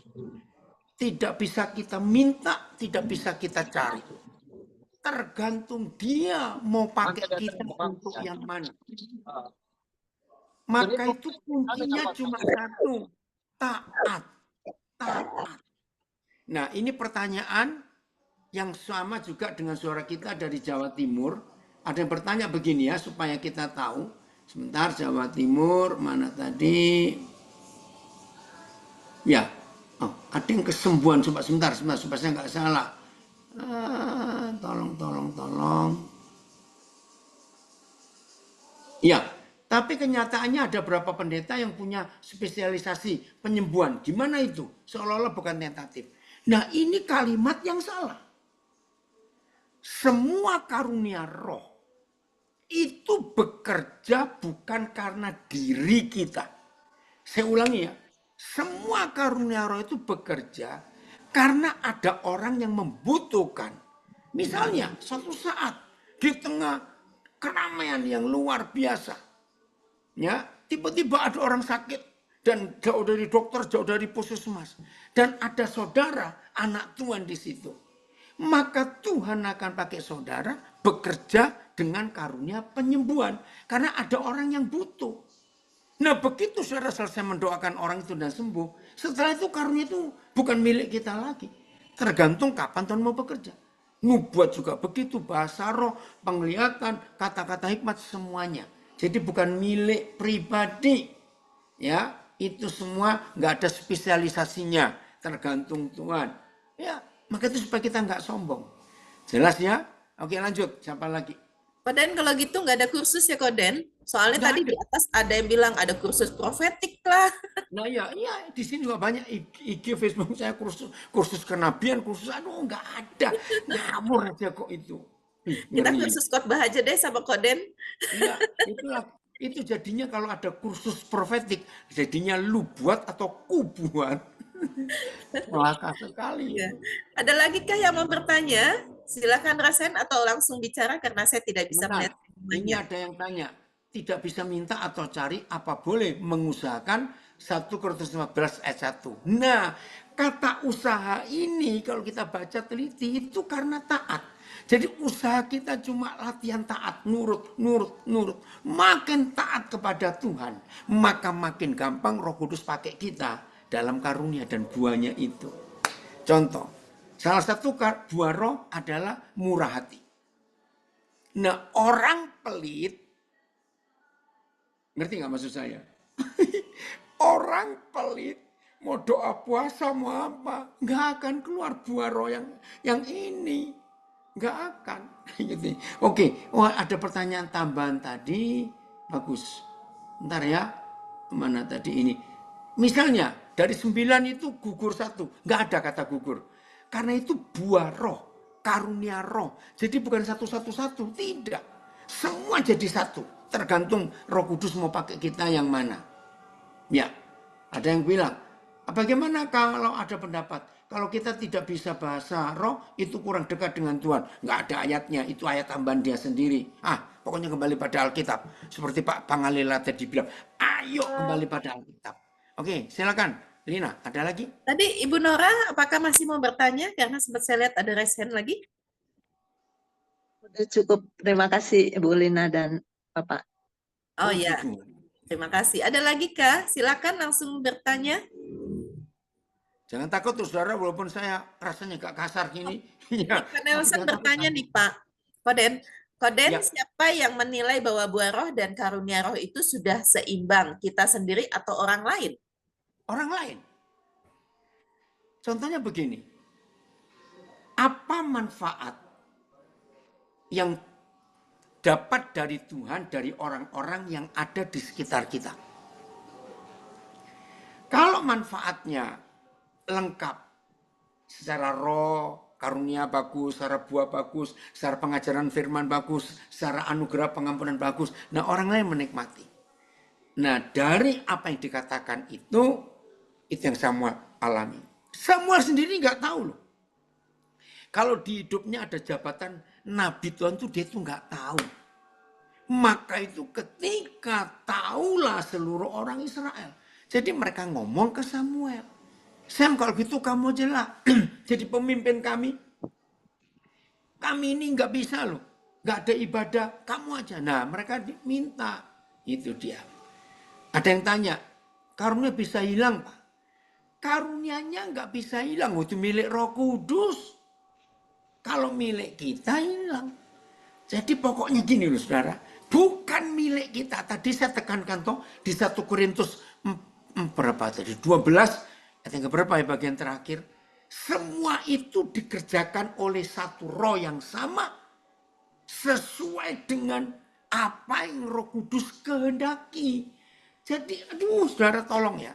Kalau saudara masih pusing bisa hilang enggak? Berarti saudara ingin miliki karunia itu. Itu jadi jahat. Jadi kalau toh karunia itu nggak bekerja di hidup kita, nggak apa-apa. Kita tetap anak Tuhan. Justru kalau saudara berkata, itu punyaku, nah itu kesombongan. Saya nggak pernah merasa apa-apa dalam hidup ini. Semuanya milik Tuhan kok. Ya, 1 Korintus 12 ayat 11 ya. Ini yang tanya, saya baca lagi. Mungkin pakai terjemahan TSI-nya bagus tadi. TSI-nya, Phil. Ya, saya baca ya. Oke. Semuanya dikerjakan oleh Roh Tuhan. Dia juga lah yang menentukan kemampuan mana yang diberikan kepada setiap orang. Jadi nggak ada milik. Karena nggak ada milik, maka itu nggak ada kata hilang. Nggak memiliki kok hilang. Oke? Ya, ada komen lagi. Tidak ada pohon buah menikmati buahnya sendiri. Yang menikmati orang lain. Amin. Oke, lanjut. Masih ada? Ibu Rustin masih mau tanya Koden. Ya, Pak. Iya, silakan. Ya. Dengan perpuluhan, Ya. Ibu. Iya. Bukan Koden aja yang pusing, saya juga pusing, Pak. Gitu loh. Loh, kenapa pusing? Saya nggak ngajarin sulit-sulit loh. Gampang kok.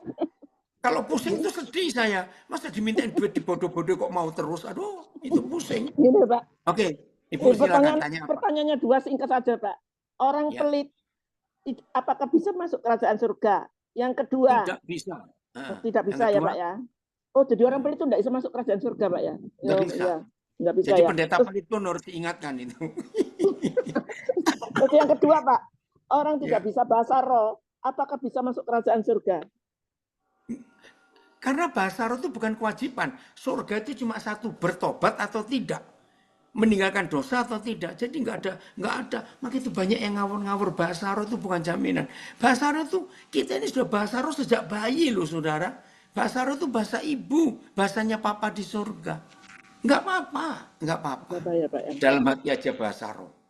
Gitu ya berusin. Ya, makasih Pak Daniel, Tuhan berkati. Udah puas Ibu Rustin, ini Ibu Rustin baru belajar.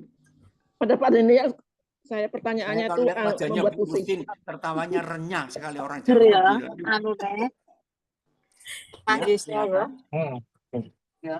Ada lagi kah yang mau bertanya? Ini soalnya Koden udah mau jam 1 ya Koden. Iya betul, sudah jam 1 Jam 1 kurang 6 pagi. menit. Orang, ya. Oh, Ibu Nora bertanya, tapi sepertinya ini nggak dijawab lagi deh.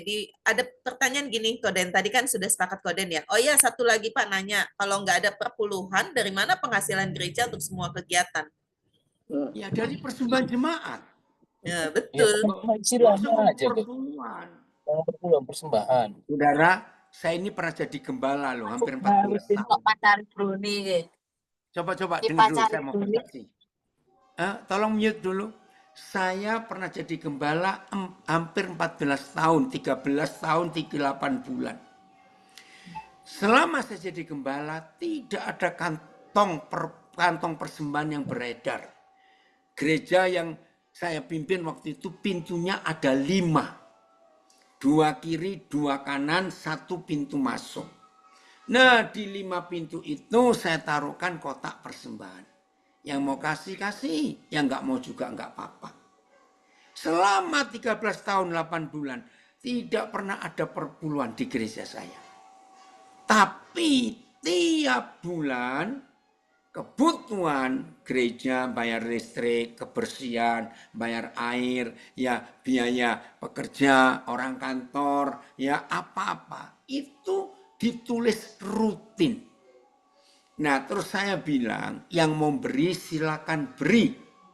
Ya, mau langsung dulu nggak ada bank dulu zaman itu. Dulu adanya wesel, saudara, belangku wesel. Saya jadi gembala itu cukup lama. Nah, jadi yang mau beri silakan, yang mau taruh kotak persembahan silakan. Nah, kalau ada lebih setiap bulan itu, ya dari kebutuhan yang ada, ternyata selalu surplus, saudara. Selalu lebih. Lebihnya itu sampai bisa 600%, sampai 50%. Jadi 5 kali lipat dari yang kita butuhkan. Karena jemaat tahu bahwa uang ini kemana. Nah, di kantor gereja saya waktu itu selalu ada tumpukan belangko wesel. Dan di belangko wesel itu yang nggak tahu belangko wesel nanti tanya yang tahu ya. Itu sudah ada nama rekan-rekan saya pendeta-pendeta dari mulai waktu saya belum kenal Papua, Kalimantan, NTT, Maluku, ya terus Sulawesi, daerah-daerah desa Sumatera.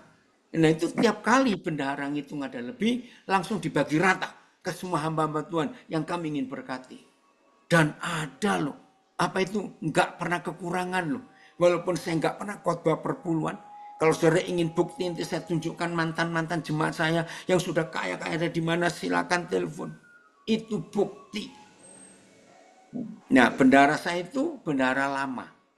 3 bulan pertama saya jadi gembala, perang dengan bendahara ini. Karena apa? Ini unik saya jadi gembala. Kas gereja harus 0. Saya tidak mau ada saldo di kas gereja. Wah, bendahara ribut. Nggak bisa. Kalau tiba-tiba perlu bagaimana? Nah, saya pakai Kisah Rasul 6. Dalam Kisah Rasul 6, Tuhan menyuruh Petrus memilih 7 pelayan meja. Dan ini orang-orang berduit. Nah, saya pakai ayat itu. Jadi saya tunjuk 7 orang yang punya duit. Begini ya, kalau dalam minggu ini ada keperluan mendadak, tapi kita belum ibadah minggu jadi nggak ada persembahan, gereja pinjam uang dulu, uang kalian 7, siapa mau kasih, dan nanti hari Minggu diumumkan uangnya dikembalikan. Saudara, 13 tahun 8 bulan. Tidak pernah kurang, tiap minggu selalu surplus lebih. Aduh, itu jemaat saya yang kaya-kaya itu sampai bingung. Iya, ternyata begini caranya. Nah itu dia. Nah ini, ada yang nunjukin Bu, 1 Korintus 6 ayat 10. Pencuri, orang kikir. Nah itu, pencuri, orang kikir, pemabuk semuanya tidak dapat bagian dalam kerajaan Tuhan. 1 Korintus. Lucu ini. Makasih ya, Vita. 1 Korintus 6 ayat 10. Oke, jelas ya yang tanya. Jadi nggak usah pusing persembahan. Selalu cukup kok. Ya, tadi ada Pak Johannes Surabaya nih, sudah buka kamera, apakah jadi bertanya Pak Jo? Jarang-jarang soalnya koden beliau buka. Oh, iya. Mau ngintip aja dia. Ngintip Lina masih cantik enggak? Pak Jo, Betul mau pakai Bu Lina masih cantik kok. Hah? Cantik mana mbak mamamu Jo? Pak Jo ditanya tuh, gimana kabarnya Mama, Ibu Pendeta Deboratan? Lu Oh, ditutup keluar. lagi. Kayaknya lagi di jalan koden mau pulang Oh, ke ya udah. Surabaya dari Bandung. Ada? Lanjut. Ada Pak Sam Samson. Apakah mau bertanya Pak Sam? Udah, dia tanya di Facebook tadi. Oh, sudah. Ya. Ada lagi kah? Kalau enggak kasihan koden nih udah jam 1 pagi nih. Satu ini. Ya, salam Koden, saya Nelson. Oh, Pak Nelson Silakan. lagi, monggo. Udah juga. Mungkin teman-teman, menurut saya perpuluhan dengan persembahan mereka agak rancu karena saya pikir kalau lihat besar nominal persembahan itu bisa melebihi dari perpuluhan. Nah, mungkin apa di situ ininya nggak boleh ada perpuluhan, dia menganggap tidak ada uang sama sekali untuk aktivitas. Padahal kita hanya istilah persembahan, cuman ada kewajiban perpuluhan, wajib 1/10 begitu. Tapi kalau kata Koden tadi itu bukan uang, hasil bumi atau hasil ternak. Nah, itu mungkin Kata yang Tuhan, saya lihat bukan dari kata benang saya. merahnya. Pak Nelson, bukan kata Koden, kata Firman. Kata firman, ya, melalui Koden itu tadi. Mungkin apa begitu Kodennya? Saya nggak tahu apa yang Loh, menjadi pertentangan antara perpuluhan dengan persembahan. Karena persembahan itu bisa melebihi dari perpuluhan, bisa perseratus, bisa dia kasih semuanya. Itu persembahan kan, dari hati gitu. Bukan kewajiban. Kalau Nelson. perpuluhan itu ada kewajiban kayaknya. Pak Nelson, jangan ngomong bang lagi. Saya sudah tutup dari awal tadi, nggak usah ngomong ini. Terserah. Maaf Koden. Ada tergelitik aja. Itu menjadi pertentangan. Saya udah hindari aja. Udah, kalau memang kasih aja, jangan pakai. Menurut saya, oke Koden, mohon maaf. Dan kasih ketela, dan kasih ketela itu hukum Taurat. Ya, ada Omar Rosya, buka kamera apakah Omar Rosya terakhir nih ya, karena udah jam 1 pagi di waktu sana. Omar Rosya mau bertanya, silakan. Shalom, selamat pagi, salam damai sejahtera bagi kami semua. Tuhan Yesus memberkati. Saya hanya mau bertanya sama Pak Pastor Koden. Saya kan anggota GPIB atau kalau di Manado Gemim. Itu pendeta mendapat upah salary dari sinode. Itu bagaimana? Ya nggak apa-apa, itu lebih aman, Oma. Ya. Daripada pendeta-pendeta aliran Pentakosta karismatik nggak dapat gaji dari sinodenya, maksa jemaat untuk maaf saya ngomong. Jadi nggak apa-apa, Oma ya. Lebih aman yang digaji. Ya, terima kasih. Tuhan Yesus memberkati. Sama-sama. Ya. Pak, saya Pak. Siapa nih? Saya Pak. Saya Mbak Sam. Silakan Mbak Sam. Ya, silakan. Pak, kan penginjilan itu karunia apa bukan? Karena banyak alasan orang nggak mau Panggilan, menginjili. stop. Penginjilan itu panggilan, bukan karunia. Nah, Salah. Oke. Karunia cuma ada 9 tadi, dibaca baik-baik. Penginjilan itu panggilan. Panggilan, oke Pak. Iya dong, bukan karunia. Maka hati-hati kalau ngomong, saya nggak punya karunia penginjilan. Awas kamu. Nah, itu dia. Itu maksudnya Pak. Iya, Jadi bukan. alasan Oke. menginjili.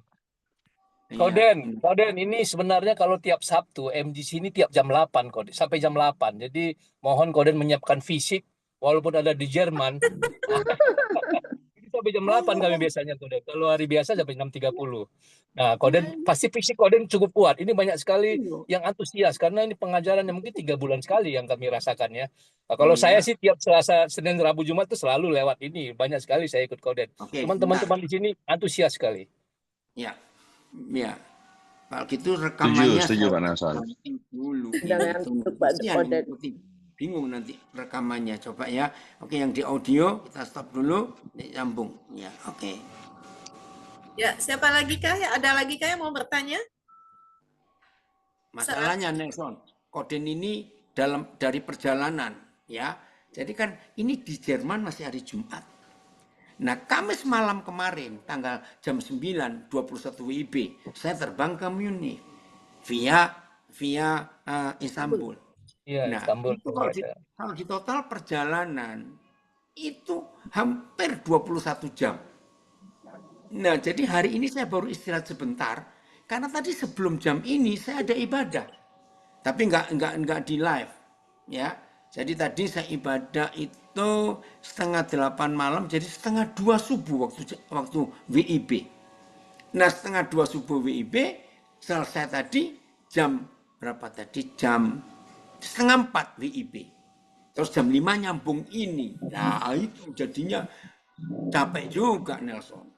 Besok Kan ada Roh Kudus yang menguatkan Pak Den. Ada Roh Kudus. Ada yang ngomong ini, saya nggak tahu siapa ini, Bu Lasut. Wah, sudah jam 1 kok masih segar wajahnya. Ya karena Roh Kudus. Tapi Amin, ada Roh Kudus, Koden luar biasa semangat. Amin. Oh, semangat selalu. Tapi kita tetap butuh istirahat. Nggak boleh ngeroh terus begitu. Nah, itu dia, nggak boleh ngeroh. Iya. Saudara siapa tuh? Pak Jo ya? Pak Den. Pak Den. Pak Den. Ya. Jangan lari capek nanti. Jangan apa? Udah sih, istirahat dulu. Ya, Nanti ya. nyambung lagi. Ya. Iya nih, Koden mesti istirahat dulu. Karena Oke. waktu saya telepon Koden itu, Koden baru pulang, terus udah di jalan. Tadi malam kami kemarin ya, sore kontakan sama Pak Dev. Pak Dev, beneran tuh Koden sampai di Jerman jam 5 pagi Indonesia. Sempet juga Koden. Minum jus, Pak, biar Iya. sehat. Ya. Itu saya sampai di Istanbul. Iya makanya, saya sampai sempet nggak ya, bener nggak? Iya takutnya Koden salah. Makanya yang dari kita kasihan sama Koden, jangan kasih jam yang malam-malam gitu tau. Loh, nggak bisa. Ini karena tempatnya beda, Bu. Negaranya ini beda. Iya, tapi maksudnya kan kita bisa ngitung, Pak Den. Oh iya. Saya kasihan, Pak Den. Kalau malam begini saya merasa kasihan, Pak Den, mau nangis. Oh, terima kasih. Saya disayangi. Oh, dari Las Vegas. Yo, shalom, Las Vegas, Ancoa. Iya. Oke ya, tutup aja kalau gitu. Yang mau lanjut silakan Pak Nelson yang memimpin. Pak Nelson. Tutup aja Koden ya. Ya, saya tutup dalam doa penutup dan doa Bapa kami, nanti Koden yang doa berkat. Mari kita bersatu dalam doa. Segala puji dan syukur kami naikkan ke hadirat-Mu Tuhan. Kami berterima kasih karena kami yang ada di dalam berbagai daerah bahkan negara. Terima kasih untuk Koden yang Tuhan berkati sehingga sekalipun pada saat ini sudah pukul 1 pagi, Koden belum sempat beristirahat di dalam perjalanan yang jauh, tetapi Tuhan memberikan kekuatan kepada Koden dan juga memberikan hati sehingga boleh melayani di MGC Morning Prayer ini. Terima kasih untuk setiap firman Tuhan yang ditaburkan oleh Koden. Kami percaya bahwa firman Tuhan yang ditaburkan pada hari ini mengajarkan kami untuk lebih bersikap kembali kepada Alkitab, memahami hal yang benar, yang dimana pengajaran yang benar itu berasal dari Alkitab, bukan dari para hamba Tuhan yang kemudian mengambil ayat-ayat untuk hal-hal yang tidak tepat. Tetapi kami semua hari ini ditegur untuk semua kembali kepada Alkitab dan berjalan di dalam firman Tuhan dan kebenaran. Terima kasih untuk Koden, Tuhan berikan kekuatan, kesehatan, sukacita, sehingga selama ada di Jerman boleh tetap melayani, dan Koden selalu rendah hati di dalam melakukan apapun juga. Terima kasih Bapak, dan terima kasih untuk kami semua yang sudah hadir pada pagi hari ini, kami yang mendapatkan berkat yang luar biasa, yang bukan kami simpan, tetapi harus kami sebarkan kepada orang-orang lain, sehingga mereka juga boleh memahami firman Tuhan yang benar. Terima kasih Bapak. Doa kami yang tidak sempurna ini kami sempurnakan di dalam doa yang diajarkan oleh Tuhan Yesus. Mari kita berdoa bersama bersuara. Bapa kami yang ada di dalam surga, dikuduskanlah namamu, datanglah kerajaan-Mu, jadilah kehendak-Mu di bumi seperti di surga. Berilah kami pada hari ini makanan kami yang secukupnya, dan ampunilah kami akan kesalahan kami, seperti kami juga mengampuni orang bersalah kepada kami. Jangan Dan bawa janganlah kami bawa dalam kami ke dalam pencobaan, tetapi lepaskanlah kami daripada yang jahat. Karena Engkau yang punya kerajaan dan kuasa dan kemuliaan sampai selama-lamanya. Haleluya. Amin. Silakan Koden. Ya, Bapa di surga, kami bersyukur sudah sekian tahun Morning Prayer ini berjalan. Dan sampai hari ini Tuhan di tanggal 25 Januari tetap ada. Bahkan begitu Amin. semangat anak-anakmu ikut belajar. Amin. Dari banyak negara. Terima kasih untuk sosial Amin. media ini. Terima kasih Bapak hadir. Saudara, mulai hari ini ambillah keputusan untuk hidup hanya menuruti apa kata Tuhan. Amin. Bukan kata pendeta A, pendeta B, bukan pada apa kata orang. Yang seringkali buat kita rancu. Betul tadi Pak Joni Pangalila berkata, kita hanya mau dengar kata orang, pengalaman orang, enggak. Harus firman, Alkitab acuannya. Saya sebagai hamba Tuhan karismatik sangat takut. Tidak boleh menyatakan firman tanpa Alkitab. Harus pakai Alkitab. Tuhan, ini keputusan kami. Dan biarlah semua kami yang belajar saat ini dan yang masih bingung, tidak jadi bingung lagi. Tapi Bapak, hari ini kami dibuktikan betapa jahatnya khotbah-khotbah tentang uang, perpuluhan, persembahan. Itu merusak iman jemaat. Akhirnya orang-orang kudusmu, murid-muridmu Tuhan, tidak konsentrasi pada hidup kudus, pada ketaatan, pada pengampunan. Tapi sibuk dengan perpuluhan dan uang. Karena takut nggak diberkati. Betapa kurang ajarnya setan membodohi gereja. Padahal uang itu nggak penting bagi Tuhan. Terima kasih. Biarlah hari ini Roh Kudus menyadarkan kami. Dan kami jadi orang benar di hadapan Tuhan. Dan tolong kami mendengar ini untuk kami mampu menyampaikannya kepada yang lain setelah kami melakukannya lebih dulu. Bapak, kami ambil keputusan, kami mau seimbang antara buah roh dan karunia roh, antara karunia roh dan buah roh. Kami mau seimbang antara Taurat firman dengan anugerah. Kami mau seimbang karena itu pengajaran Tuhan. Dalam nama Yesus, berkati Lina dengan timnya, Morning Prayer ini jadi berkat buat banyak orang. Terpujilah namamu dalam nama Yesus. Amin. Amin. Terima kasih Koden, luar biasa. Mau hadir di kompetisi Morning Prayer bisa Senin sampai Sabtu jam